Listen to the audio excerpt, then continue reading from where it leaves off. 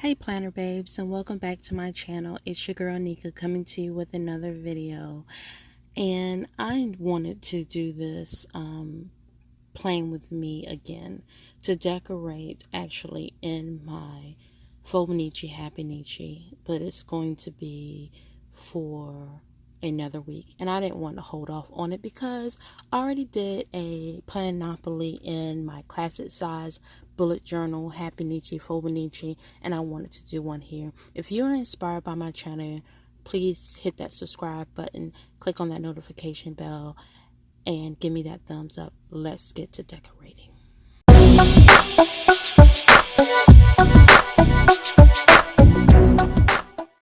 So guys, I have sketched out my Planopoly, my Monopoly inspired.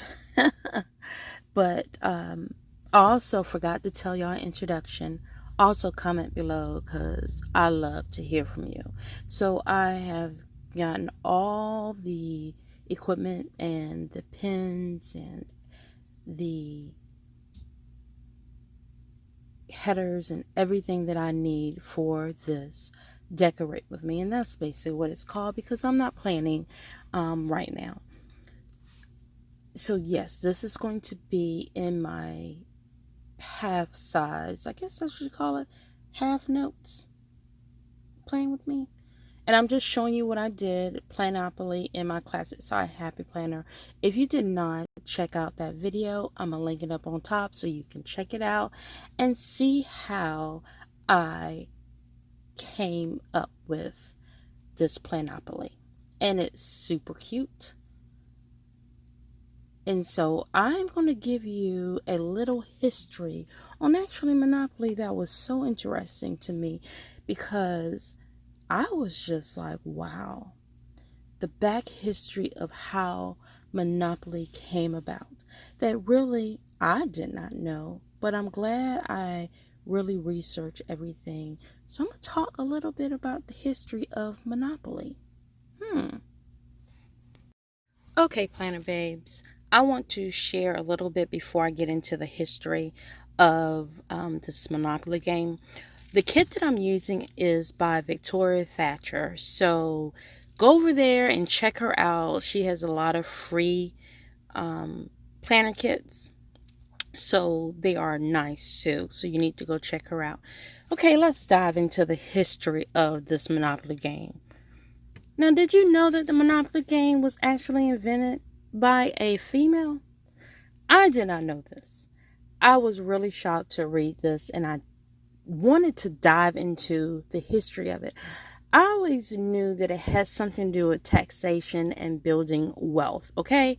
But I didn't really know a lot about it. I knew that Charles Darrow invented it, but no.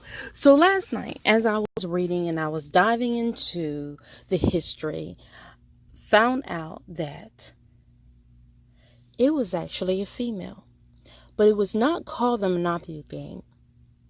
The Monopoly game. It was actually called the Landlord's game. So let's dive into this history. And I'm just going to read some stuff off to you that I kind of found, and I kind of it's like the secret history of the Monopoly game. So let's get into it.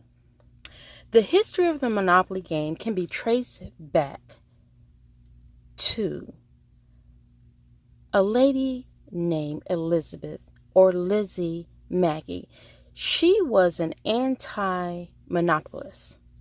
Now, as you know, monopoly means when a certain person or enterprise is the only supplier of any particular commodity, like they monopolize everything. So she didn't like the fact that in 1903 everything was monopolized, and she wanted to bring out a game of what she was actually dealing with, because she wanted to get this house and it was monopolized by one person or one company, and she didn't like that. She didn't like that you had to go to this person in order to get what she needed, and she didn't feel like should do that. But anyway, so she created a game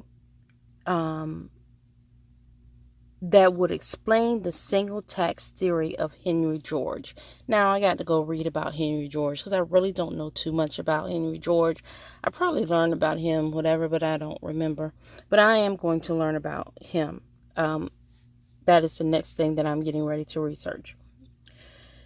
Okay, so it was intended as an educational tool to illustrate the negative aspect of concentrating landlords in private monopolies. So that's what she wanted to do. So, when you think about playing Monopoly, think about that, okay? Like, remember, you're trying to get all of Park Place and Boardwalk. Park Place and Boardwalk what are the highest things that everybody wants to get. So you're trying to monopolize a whole space, a whole area in the Monopoly game. So that's basically what she was trying to do. But she was never credited for inventing this game, but she named it the landlord game. So in 1932, Charles Todd introduced Charles Darrow, who is now credited for inventing this game. So they were playing the game, so it wasn't sold in a box or anything. Lizzie did get a patent on it, but it didn't go anywhere. People was playing the game and everything, but because of course she was a woman, she was being dominated by the male world. Okay, so when Darrow got the game, he asked Todd, that's the last name, I'm doing the last name because both of the names were Charles. Basically what happened was they were playing the game and friends would pass the game around, so they called the game Monopoly. And that's how Monopoly came about. Darrow did not have a job. He sold a version of the game to Parker Brothers and made millions off of it, never crediting Lizzie, okay? So he could never explain to reporters and anybody how this game came about. He said it was unexpectedly. Yeah, right. So basically, Lizzie did not stand a chance in the male dominant world. But I want y'all to go ahead and read the story or whatever. But I just wanted to let you know that the Monopoly game that we are playing is actually made and created by a woman named Lizzie Mackey. And I was just fascinated because, we have invented stuff, and we hear that a lot of people have invented things that we do not get credit for, and that's the thing that's been happening back then. People never get credit for. People steal ideas, people, and take it as they did this or they created that. But I just want to show a little history. So I hope that you love this video and how it came out. And if you create this, please make sure you tag me in my Instagram posts. And also, give me that thumbs up, comment below, because I know and you know that I will comment back to you. And also, subscribe to my channel. Bye.